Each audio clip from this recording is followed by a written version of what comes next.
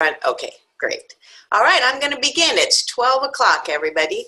And thank you so much for coming. We have about 35 people on the webinar this morning, and I'm thrilled I have a chance to look at all the people that are with us, and it's quite the group. And so I'm hoping that this 1 hour we have together will be more of a learning community than just me talking. The plan for today is from now to about 12:15. I'm going to open up with some remarks and some ideas and some thinking that I've been doing that I want you to consider on this topic of how can we remain hopeful and why should we. Then I did get a few questions and challenges from some of you. And so I thought I could start with some of the ones that were sent in previously, and then we can open it up for discussion, do a little troubleshooting with the things that are on people's minds. And all of us in those 2 points will be able to weigh in, and then we'll close out a little bit before 1 o'clock. So everybody's muted for the moment automatically as you came on, but as soon as we open it up, just unmute yourselves unless you're in a noisy room, and the plan is for this to be a dialogue. So the last few months I've been writing blogs and I have a little video, and so hopefully you've had a chance to take a look at those.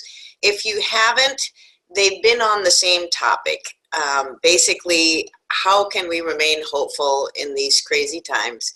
And just to summarize, I've talked a bit about the brain science of staying in the toward state, because when we're in the away state or the fear state, our brains shut down and we're unable to think well and to be creative and to do what we need to do. So I've talked a lot about the brain science of staying in the hopeful toward state so that we can remain creative and productive. I've talked a little bit about the structural tension that's created when the aspiration is far away from the existing reality, and that creates movement.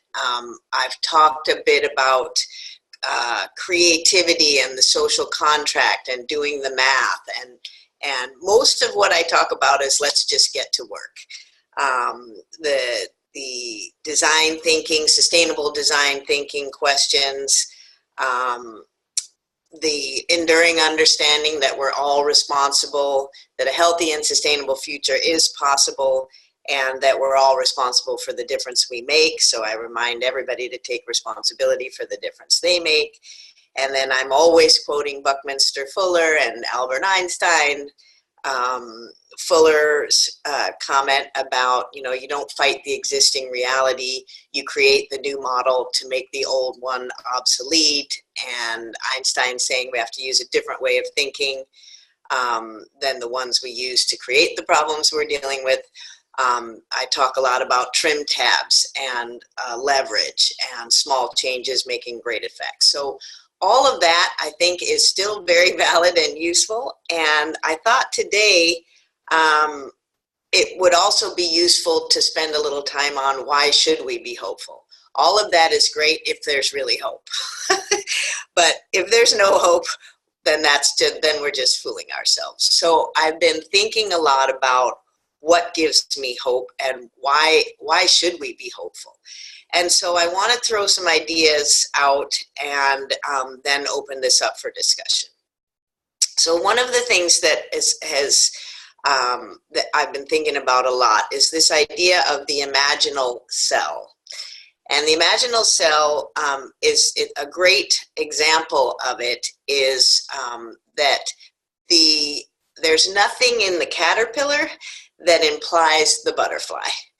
And so what happens in that metamorphosis between the caterpillar and the butterfly is that while everything's dying in one form, new cells emerge and create something that is completely different and transformed than its beginnings. I think that's a really interesting idea to be thinking about. And there's actually a book now called Imaginal Cells, Visions of Transformation. And Bill McDonough and Al Gore, and there are a lot of amazing authors who are writing in that book. I just ordered it. I haven't read it yet, but I think the notion of the imaginal cell, that from the death of something and the transformation of something, the new begins. I think that's something that we can think more about. We know, for example, in the laws derived from nature and some ecological principles, change is inevitable. Things are never going to stay the same. Stasis is death, so it's going to get better or it's going to get worse, but it's going to change. And so far, life organizes toward life. And that means something always prevails so far. And so it might as well be us. The other thing that I think a lot about is the fact that appropriate disturbances create the new cycles of life. And that leads me to my next big idea, which is the maelstrom. If you know what a maelstrom is, it's that funnel that's created when there's a lot of chaos and a lot of turmoil, and it creates a funnel and a spiral down, and you can see it in oceans, and you don't want to be a ship that gets stuck in that vortex and gets sucked down by that spiral. So I think we could all agree that we're kind of feeling like we're in the maelstrom right now with so many crazy things going on. However, what's harder to perceive when there's a maelstrom, especially if you feel like you're in it, being stuck down inside, is that there's a counter force created by the maelstrom that spirals up at the very same time.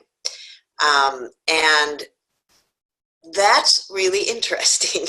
And I think, again, it's with everything that so many wise people are saying about, from the death comes life and all of that, the counter force is what we need to pay attention on. And apparently there have even been ships who have been stuck in the vortex going down who've been able to recognize and jump over to the counter force and actually come back up to the surface.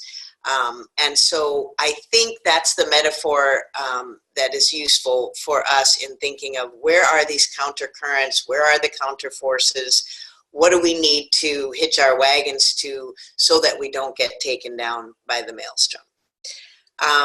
In one of my last blogs, I talked about emergence, and Meg Wheatley has written a lot about this notion of emergence. And so that's the third thing that I think is interesting to think about. And emergence is, it's a little bit like synergy in the sense that the whole is greater than the sum of the parts. So emergence is what happens when the parts of a system are in relation to one another, and the accumulation of those parts creates a new system that has completely new properties. And the properties are not, they don't come from the individuals, they come from the system. Again, you can start to see a theme here. When it comes to networks and humans creating emergence, one of the things, I'll just highlight a couple of things that I pulled from Meg's work. One is that there's a common vision of what's possible. And so, and again, it's really hard. Our reptilian brains have a very difficult time seeing what's possible when we're in the fear state. It's very difficult to engage our imaginations. But we have to. We have to have a common vision of what's possible. The new system emerges at a greater level of scale. The networks of people that are learning and working together create learning communities and communities of practice, and they share and they learn together and they spread it out, and that's how the learning goes to scale. And this idea of emergence is that the new system that's created, this new wisdom, this new knowledge, this new learning, has a greater power and influence on the larger system and can create radical change and go to scale. So I think these are the three ideas: the imaginal cells, the counterforce to the maelstrom, and emergence, I think are quite useful natural occurrences that we can hold on to both as metaphors, but also as real ways that life organizes toward life on Spaceship Earth. So let me give you some examples of what I think might be examples of these counterforces. So there was a report in 2015 called the Renewable Energy Policy Network for the 21st Century Report. And in it reported on the fact that in 2014, the CO2 emissions were decoupled from economic growth. So for the first time in 4 decades, the GDP went up without corresponding increases in CO2 emissions. That's a radical shift. And the reason for that is, I'm just going to move over to against the sunlight here a little bit. The reason for that was the increase in solar and wind and renewable energy investments and installations. And so suddenly there was enough of that, mostly in the 2/3 world, and 63% of what was installed and invested in renewable energy in the 2/3 world came from China, to the tune of $270 billion altogether, 131 billion of which came from the 2/3 world. That's huge, and that is moving in the same direction, and it's going up. There is a huge movement in regenerative farming all over the world. People are recognizing that with combining grazing and animals and organic and regenerative and biodynamic practices and so forth, restoring topsoil, restoring productivity, restoring biodiversity is increasing at a rapid scale. It's not yet tipped the balance yet, but it's moving in that direction.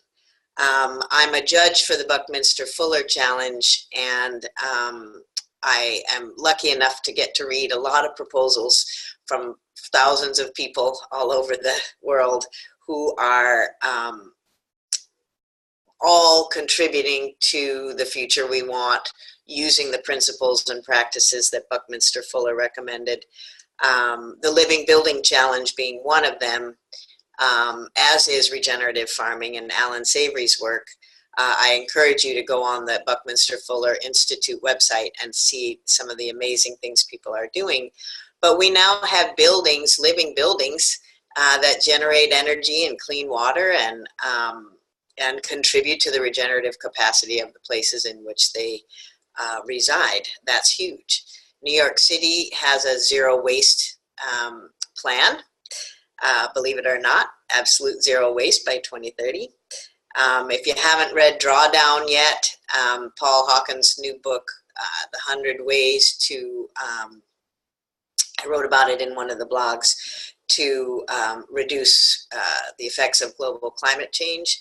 And believe it or not, investing in young girls and literacy is one of the ways to reduce CO2 emissions. So you have to go to the book to look at how the math works out.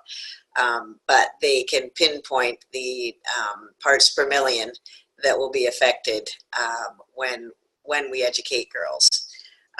The ecological footprint is always something to pay attention to, because it's the way we can do the math on to what extent we are living within the means of nature. And I think people's wake-up call to our democracy and participating more at the local level, making sure everybody's registered to vote, making sure everybody actually votes, maybe taking local offices. There is certainly, I think, I think when people are asleep in a democracy and don't participate and are not informed, we see what happens. And so I think those are some of the things that I'm thinking about. And I want to open it up now. It's just 12:15 now. So I would like to open up the conversation. I do have some questions and challenges that people sent to me. But if you're not in a noisy room and you feel like talking or asking some questions or getting some clarification on just this first part, let's give you guys a chance to respond and react and challenge and offer some of your own ideas, and then I'll take it from there. So unmask, unmute, unmask and unmute, and we'll have a conversation. I'm gonna keep moving to my left. The sun is, of course, coming over here. Would anyone like to comment on anything I've said so far? I will. I'm Elliott from Canada, and I'm loving this image of the maelstrom and the counterforce. And what I find most successful in working with the leadership in my school and our board of governors is when they have very simple but very powerful images like that. So that for me is brilliant. That is going to help me. I can put that in a PowerPoint. And I love the visualness of it. We all understand that, and we can all leverage that in our different ways, in the different ways we need to go. So thank you. And I was going to ask, do you think some of your people could make that into some kind of a graphic or one of those like cute black and white New Yorker style cartoons that you could share on your website that then we could take? That's a great idea. Yes, I'll get Satya on that. Yeah, that's a great idea. I love it. Yep. Yep. Sure. Thanks, Allie. That's great. That's great. Anybody else want to weigh in before I respond to some of the questions that came in before? And you know I'm always working on my wait time, so I'll give you a minute to think about that.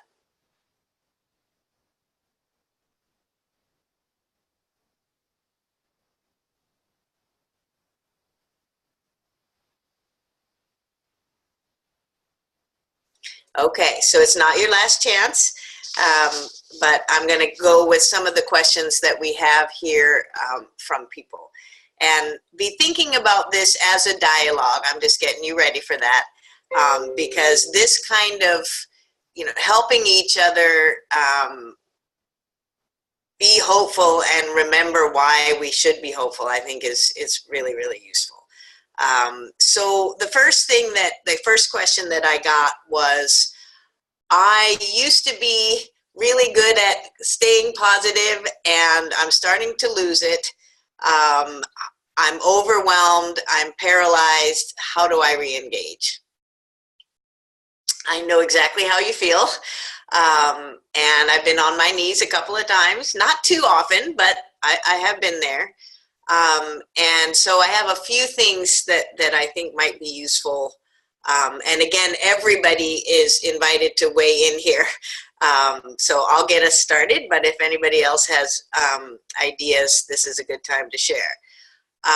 So when I'm on my knees and the couple of times that I have been there, the first thing that I think about is the children. And I try to get out of myself and my own feeling terrible and feeling like I'm hopeless and helpless. And I think about them. And that helps a lot because they're counting on us and they think we have their backs, or at least they're hoping we do. They're probably questioning that, some of them right now. But I think about them and it helps me to say, okay, let me get out of my own way and focus on them and focus on the future. I also remember that in that state, we're of no use to anyone, especially ourselves. So I do remember the brain science. That helps me a lot. And I remember that we all have a role to play, and that all we need to do is play our role, and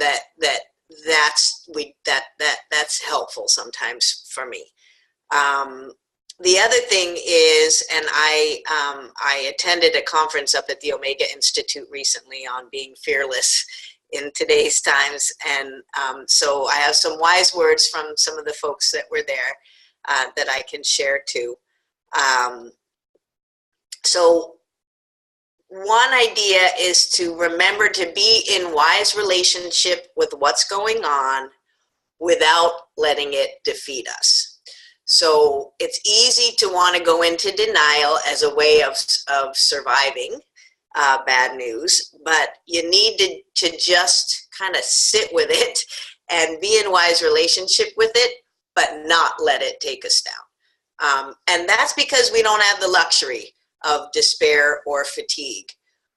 We just don't have that luxury. And I think it's important to remember that.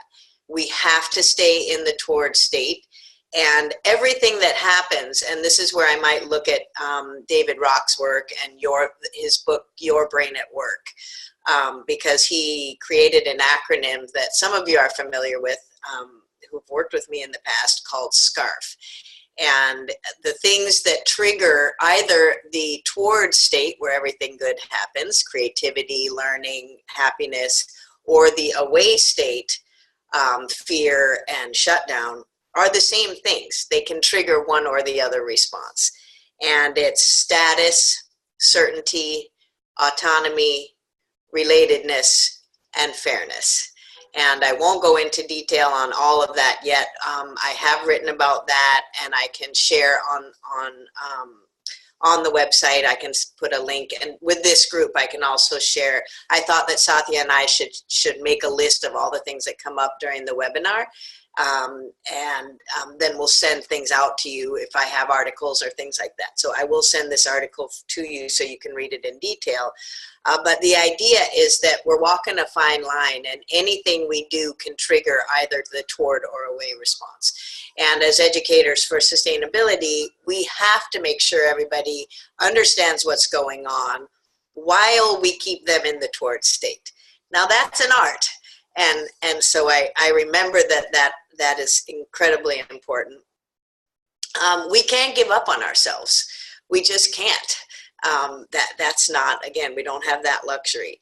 And we need to change what people think about, and we need to change what they're talking about. We need to get that emergence. So we need to change the conversation and change the narrative. I'm always surprised. We play a game when I do the introduction to sustainability and education for it, called Diminishing Resources. And it's played very similarly to musical chairs. But instead of getting people out when the music stops, everybody has to stay in when the music stops. And I'm always struck by the amazing thinking and generosity and strategies that people use to cope with decline. No one in 20 years of playing that game has ever stopped the chairs from disappearing. But they're brilliant at coping with decline and treating the symptom of fewer and fewer places to sit and needing to figure out what to do about that. And I can't get over that. And so I want to emphasize that coping with decline is not at all the same as adapting to change, and certainly not the same as contributing to the regenerative capacity of the social and physical systems that we depend on. So I hope that that's helpful. Those are just a few comments on how to stay engaged and not let the news overwhelm us. Another question that I have, which is related, is, and again, anybody want to weigh in here before I go on to the next question? How do you stay engaged? How do you keep going without being overwhelmed and paralyzed? Anybody want to share some strategies?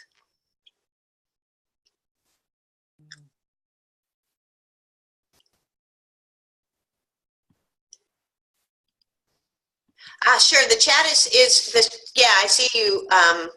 The chat is definitely engaged. So I'm going to read what you said. I don't know if everybody can read it. Satya, everybody can read the chat, right?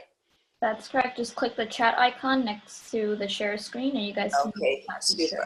So a simple thing we do at my institution is to help kids realize they're making an impact is to fill a jar with pom-poms. Each pom-pom is a conservation action they're already doing. It's a nice visual to remember that even the smallest of things add up if we all participate. It's a nice personal reminder too. Right, so that's like filling the bucket, making the feedback visible, we like to say. So actually making it physical, what the results of our actions are or the number of actions we've taken. It is very helpful to have those visual cues. The brain science of moral decision making tells us that we have a very difficult time attaching our moral compass to feedback that is not casually observable and that's removed in time and space. And so the more visual we can make things, those thermometers, when we're reducing waste or increasing renewable energy or anything visual like that's really helpful. Thank you for that one.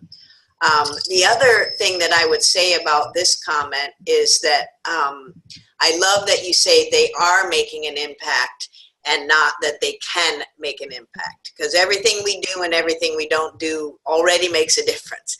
So it's not an option to make a difference. We make a difference. And we just need to be intentional about the difference we want to make and then keep reading the feedback to see how close or far we are from the difference we intend. So that's a great one. Anybody else want to weigh in? Here's a raised hand. Okay, go ahead. Can you hear me? I'm sorry. I don't yes, know if we can hear you. Oh, hi. It's Brian Kane in Alexandria. And I was just typing something, but I'll say it. I think the other important thing that I've done to try to stay from being hit on your knees is remaining in community. And I think for us at a school, it meant getting our students out and doing a conservation project.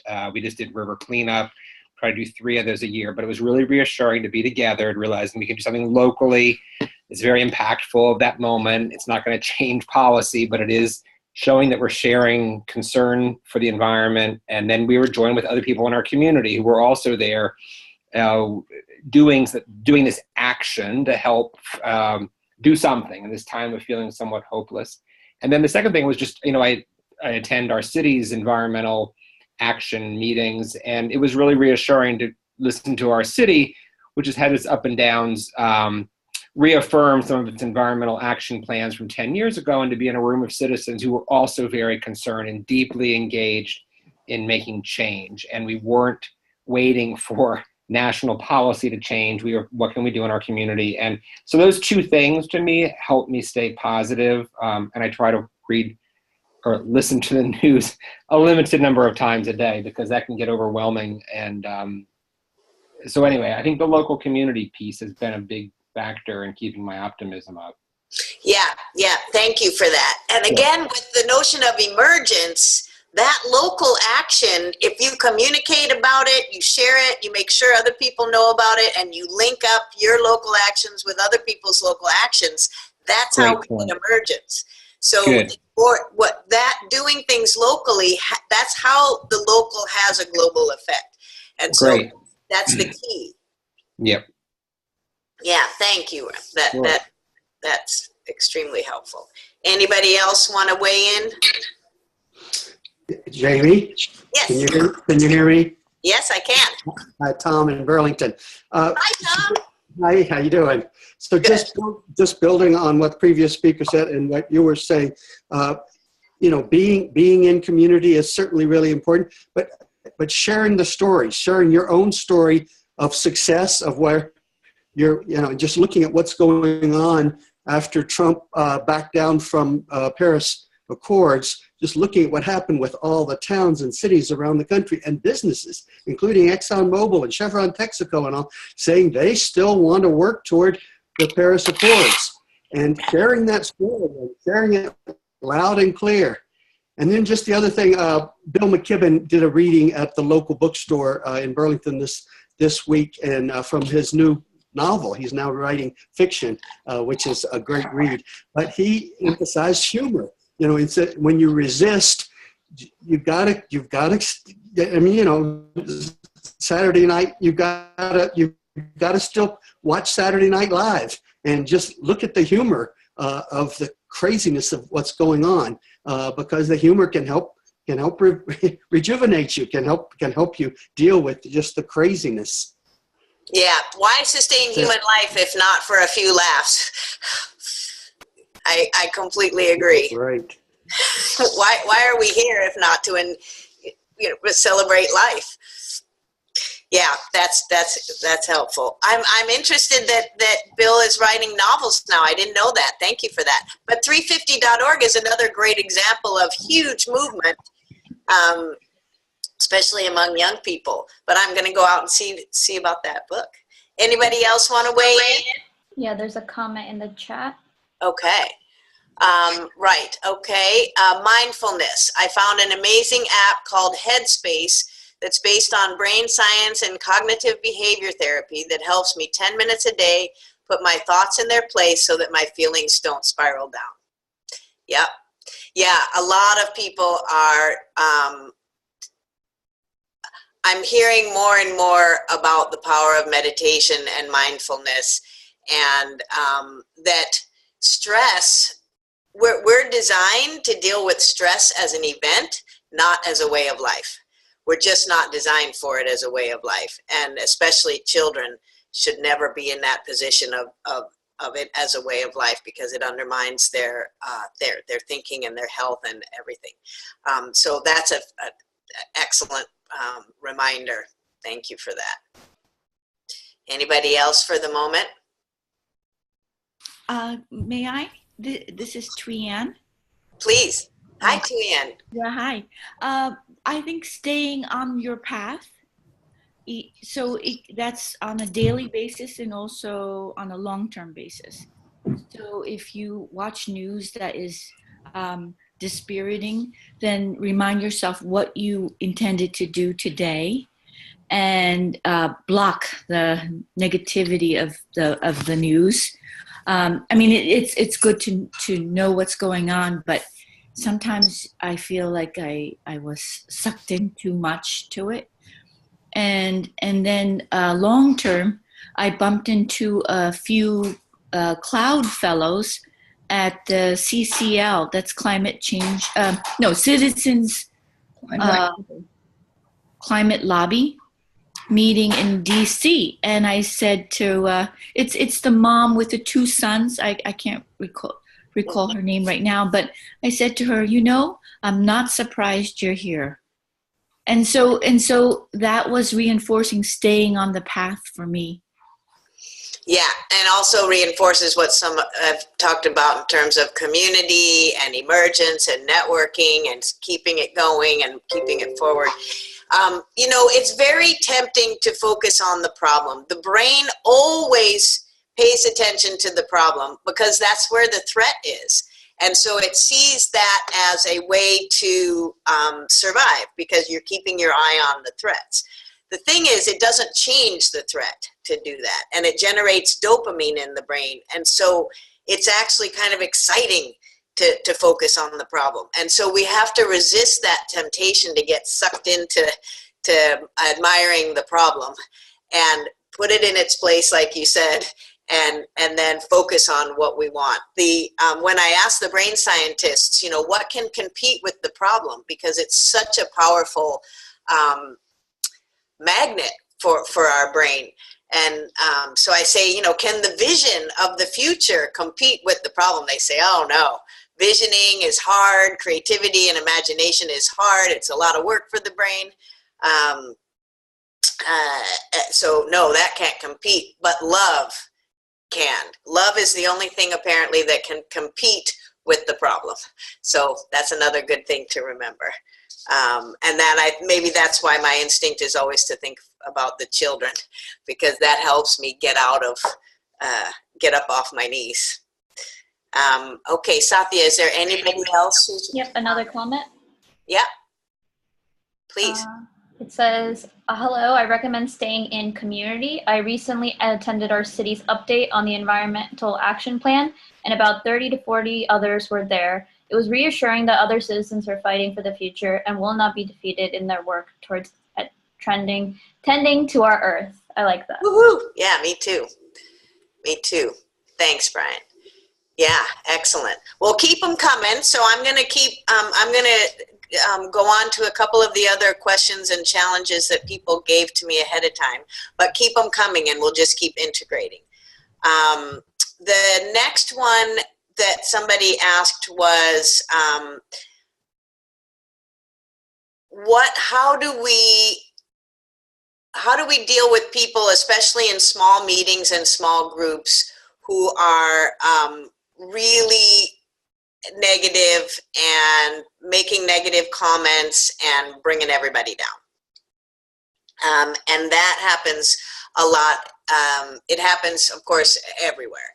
So here's my 2 cents on that. And again, weigh in here if you all have any ideas. So one of the first things that I like to do, because we do a lot of thinking about thinking, is to ask, if I'm in a meeting like that with somebody or in a workshop like that, we would call that a negativity, probably the bummer mental model. So it's somebody who says, you know, things are the way they are, there's nothing we can do about it, or there's not enough to go around. We call that the Titanic syndrome. So it's basically negative. It can't be done. And so I like to point out that that mental model, if that's the mental model, so I'd ask people, is that the bummer? You know, are you saying that it can't be done? Is that the frame you're operating with? And if it is, then I like to point out that we know what kind of behavior and what kind of results come from that mental model. And we also know that only something new and different can come from the mental model that says it's possible, we can change things. I also like the quickest way to get somebody to move from the bummer to it's possible is storytelling. It's one of the 9 brain-based strategies we have for rewiring the brain. Sounds creepy, but it isn't. It's just transformative learning. It's accommodating instead of just assimilating new knowledge. So storytelling is the fastest way for somebody that says this is impossible, it can't be done. When we have stories to tell about people who are already doing it, then it puts the brain into that cognitive dissonance and it can't stay there. The brain wants to know, well, is it impossible or is it possible? And so if we have enough stories, then the brain has to acquiesce and say, oh, well, then I guess it is possible. And then the next question is, how can we do it and what can I do? So that's always helpful. I think also a lot of times I teach a graduate course at the School of Visual Arts, and all my graduate students are coming in depressed and telling me that their professors are telling them that there's no hope, that we've exceeded the critical thresholds, and sorry guys. And so what I always tell them, and I wrote about this too in one of the blogs, is that, you know, I think what they really mean to say is that I can't imagine how we're going to get out of this mess, and I don't know how to get out of it. And so then it's easy to say it's impossible. But that has more to do with them than it does what our fate or what's actually possible. And so I try to remind them of that. I think fear, of course, is a very strong impulse, as I've mentioned before, but it's not going to help us in this situation. There's nothing wrong with skepticism. That's a good thing. We need skeptics. Cynics, I'm not so sure. I think that's basically and then I guess I also would say that I like to remind them of stories where we've done impossible things before. We went to the moon in 10 years. I know that apartheid is officially over. It's not totally over for everybody that lives there, but we did make a serious move in that direction. If you've ever read Founding Brothers, about our founding fathers before they became our founding fathers, and you see their conversations to one another in the primary source documents, it doesn't look good for them, and yet we know how that story ended. So I like to remind people of stories where we have done the impossible. That's exciting. Okay, anybody else have any advice for people who are in groups where there's somebody negative? It looks like there's 2 comments. Oh, good. Okay. So on the topic of love versus the problem, I'd highly recommend the Josh Fox film called How to Let Go of the World and Love All the Things That Climate Can't Change. Oh, very uplifting and motivating. Oh, that sounds amazing. Okay, great. All right, so we'll put that on that list for the people, for all of you who are on the call. So we'll make sure we'll combine a list of good things. And there's another one. There's a sweetness in not knowing what comes next and the possibility of being surprised. Before the end of the divine rights of kings, people in those systems could not imagine what came next. At the same time, remembering lineage, those who came before us made much possible that could not, that we could not see and that they could not see. Yeah, true that, as my son would say. Yeah, and appropriate disturbances create the new cycles of life. When at the turn of the century, the biggest problem in New York City, or one of the big ones, was the horse manure was taking over the city, and nobody could imagine at that time the car. It just changed everything. It was a disruption. Disturbances, appropriate disturbances, can change everything. Anybody else have a comment to make about what do you do with somebody who's quite negative and bringing everybody down?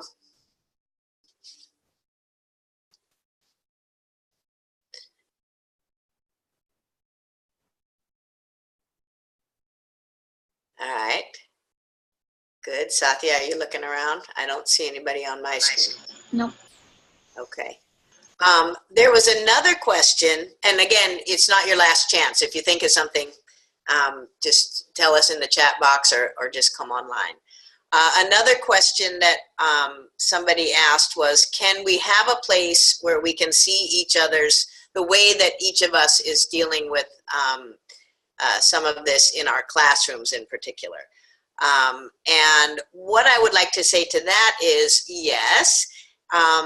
Hopefully all of you know, because I think many of you are on our mailing list, but in case you don't know, there is a project that we've been working on for the last 5 years called the Benchmarks, Education for a Sustainable Future, Benchmarks for Individual and Social Learning.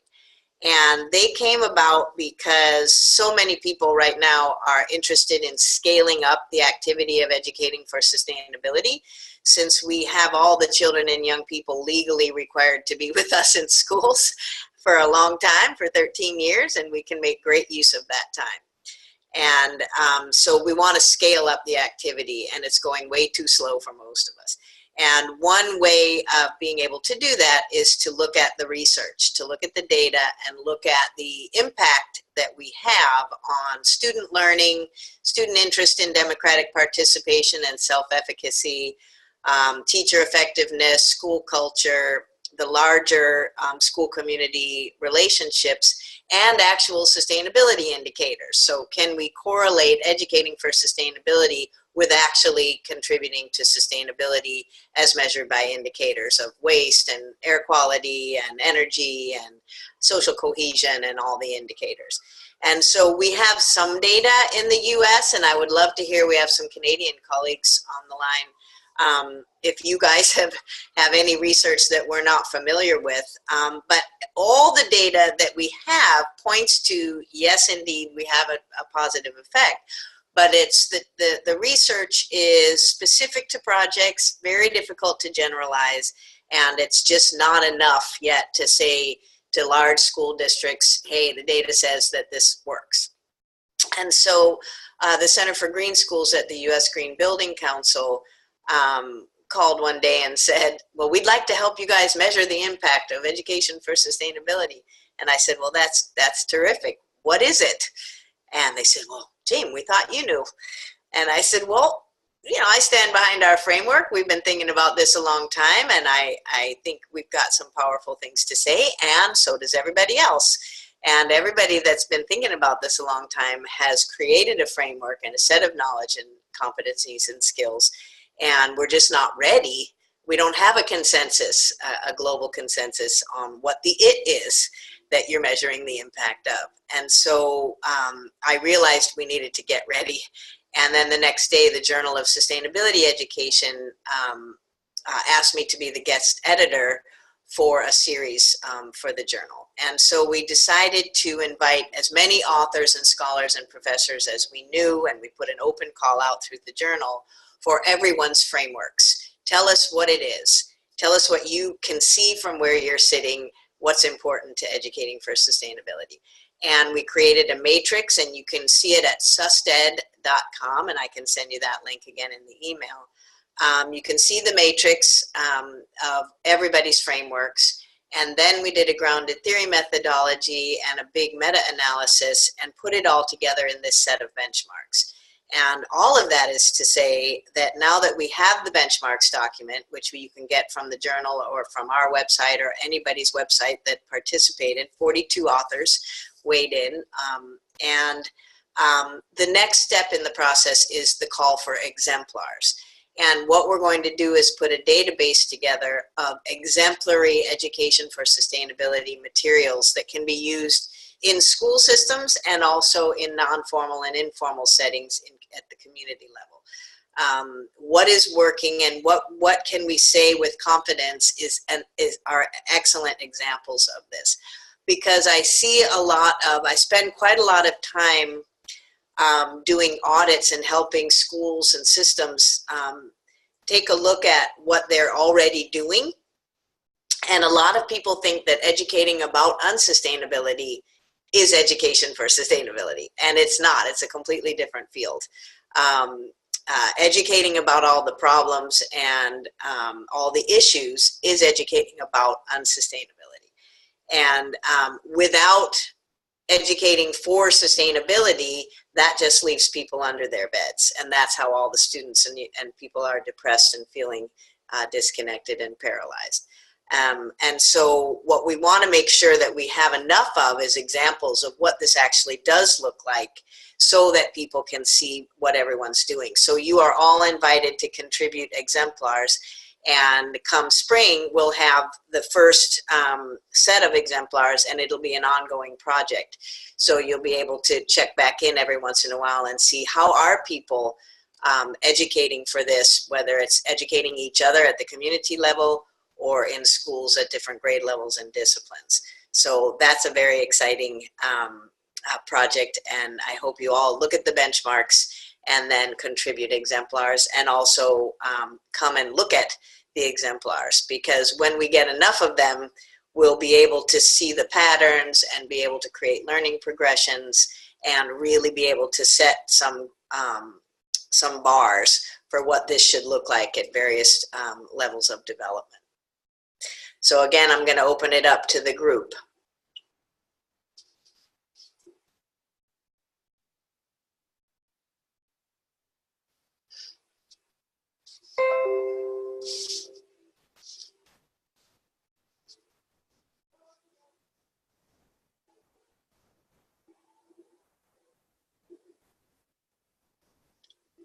Satya, help me out here. I'm just looking to see. I'm looking at the chat. I don't see any comments yet. You want to repeat the question? Oh, the question is just, is there anyone, anybody have any questions about the exemplars project or the benchmarks, or have any other examples that they will send us that we can put in that email of ways that people are, the question was, you know, the person asking the question was looking for examples of how people are educating for sustainability. And they're tracking the Cloud Institute, they're tracking Eco Schools, they're tracking some of the other groups, but they're always looking for other examples of how community members and educators are successfully getting people engaged through education for sustainability. I would recommend looking at those impact studies because it does, whenever I'm talking to a superintendent or a principal or a school board, it's really useful to be able to say, here's the impact that we have. And there's almost nothing I know that that results in those kinds of collective impacts over time. And again, we just need more of that kind of data to make it generalizable and to be able to say with confidence, this is what we did to get those results. Because if we can't say that, then it's going to be difficult to scale this kind of activity. This is Susan Schuler from Wisconsin, and some of the things we're dealing with in Wisconsin with working with different schools is the scale. So we have, when we talk with teachers, we try to help them not get discouraged because there's always something to get discouraged about. So we talk about your leverage points, and we really try to get teachers or administrators, or maybe it's the facilities director, well, whoever we're working with, of thinking about their leverage points and focusing there. And some of the scales then become really micro scales with a single lesson or something that has a powerful impact, that teachers might be documenting the self-efficacy that the students are coming out of that lesson with, which are really powerful, to the point where it's really getting difficult for us, and more difficult, I think, than ever before to get full-scale school engagement in sustainability with all of the trainings they have to do with, active gunmen in the building. I mean, that's a real fear. They have to go through those trainings. They have to be aware of that. Mental health issues with students, the special needs and attentiveness that students have to be attending to. Teachers are being they need to be attentive to all of this. So it really becomes kind of overwhelming for the school. So I guess it's just something we're struggling with here, of what scale can we kind of impact and really support schools on, and how to get that work done. We all want to scale it up, but we end up hitting a lot of realities. So, Susan, what I would say that's evidence of is everybody is scrambling to treat the symptoms of the unsustainable situation we're in, of the maelstrom we're in. Yeah. And the more you focus on symptoms, you may get some short-term positive results, but you're going to make your problem worse over time, and you're going to create new problems. It's called a shifting the burden archetype in system dynamics. And I can show you the causal loop diagram. And actually, that's what happens in that diminishing resources game. In the short run, it works. And so we take our mind off of it. Or even if it doesn't work, we take our mind off of it. And then over time, things get worse. And now we have new problems as a result. And so, again, it's hard to keep everybody's eye on the prize. Yeah. But when they do, and again, a lot of this, in one of the last blogs called Easier Done Than Said, I kind of describe how if you get people focused on the curriculum and instruction part of this, and on the, we use backwards design or understanding by design, and we spend a lot of time helping people take what they're doing and back into backwards design by saying, well, why are you doing that?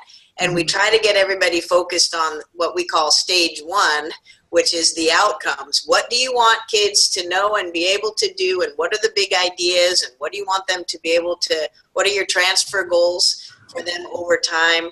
Keep them focused on that, because every day people say to me, oh, I had forgotten what the point of this unit was. And they've been teaching it for years. Yeah. Longest I ever waited was 7 minutes for somebody to remember why she taught the Roman Empire. That was a really long time. But it's easy to forget because we're so busy and we're so, inundated. But that's exactly the time that we need to say, wait a second, let me remember why I'm doing this, keep my eye on the prize, and then everything I do is organizing towards that goal. And suddenly you have a lot less behavior problems, and you spend a lot less time repeating yourself, because people are learning, the kids and the adults are learning better and faster, and they're able to focus. And But it takes a lot to do problem finding and goal-oriented things. It's much easier to treat the symptoms and what's right in front of us. It just is. Yeah, because and I think again, that's where our brains go. Yeah. Sorry? And I think that's where the problem we have been focusing a lot of those small little great actions. But the question that you posed in your 4 questions in your video was, is this the problem, or is this the symptom? The problem that resonated a lot to me of thinking about, whoa, I think, and I come from an environmental education background. Yeah, we have done that so much. Because the symptom's much easier to have a nice positive outcome. So start there and create ripples. But these ripples have led into roadblocks because we didn't take time to step back and really analyze the problem of where really should we start here. Right. And there's a systems thinking principle that says fast is slow. Which means, better to invest the time up front. It'll take a little more time up front to have those conversations, but you'll save the time over time. I once got kicked under the table by some teachers who we had just been talking about how much more time they have now that they're documenting and mapping, and it took a lot of time up front, but now they have so much time, they can think and really do great work with their students. And I was about to share that with the administrator that walked in, and I got kicked under the table. And so I stopped talking. And then later they explained, well, yeah, if you say that we have more time, then they'll just give us more work to do. Right. Okay. Fair enough. Didn't occur to me. But, you do have to invest the time up front. And it's the same with the documentation and mapping. In the first year, people want to wring my neck. But by the second year, they're really happy. And by the third year, they're tweaking and they're able to really, really get the results that they want. But if you haven't written anything down in 20 years, that first year is going to be tough. But never mind, do it anyway, because you're going to be happy. But, the quick fix, remember the quick fix too from the fish game. The quick fix always backfires. And so that's a little bit different than the treating the symptom, but it's just trying to put a Band-Aid on a cancer usually backfires on us. And actually the goal that we set for that quick fix, we undermine our ability to get to that goal. So that's a kind of a nuance, but also really important. But I do have to say that a lot of those archetypes help us know what we did wrong after the fact, and they're really useful. Now there's a whole series of archetypes that are showing us what to do, how it can work better, and so we can see the structure of how it works better. And so that's something I'm starting to collect. Peter Senge and I created one called the Healthy Commons archetype, because I got tired of hearing about the tragedy of the commons, because the tragedy is not the commons. It's open access to a limited commons without the social and legal norms to defend them. And so we created a healthy commons archetype and looked at the leverage points. What are the things that need to happen in the system in order to create healthy commons?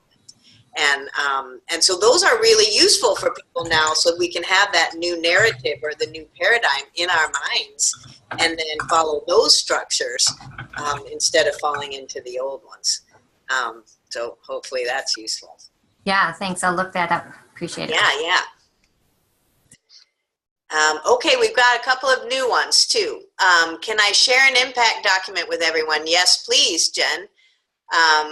And then, are you going to do that now? You want to say a few words about what you're going to share, Jen? Hurry up, because we have 1 minute. All right, while you're thinking about that, there's one more. I'd encourage people to look at education departments at the AZA zoos and aquariums. Many have programs about sustainable practices and resources to help teachers teach about sustainability. Thanks, Allison. Yeah, that's wonderful. I've seen some of those. Thank you for that. It's excellent. And then Jen Dowd will share with us something that she may have left already before we finish. So it's 12:59. Would anyone like to say anything before we close out? I just want to say while you're thinking about that, I appreciate all of you being here, and I hope that this was useful and that you want to do it again, and that maybe we can check in with one another every once in a while to keep the conversation going. Anybody else like to say a word? Elliot, look in your chat box. Susan, check out Ontario Eco Schools as a model for encouraging whole schools to get involved. Great, excellent. And Jen, and then Susan says, thanks. And Jen, we can't hear you, no. If you're talking, you have to unmute maybe. But unfortunately, it's 1 o'clock, so we have to go. But we will share with you whatever it is Jen Dowd has been trying to share with us. Thank you so much, everybody, and stay positive. We have a long road ahead. All right, bye-bye. Hi, thank you.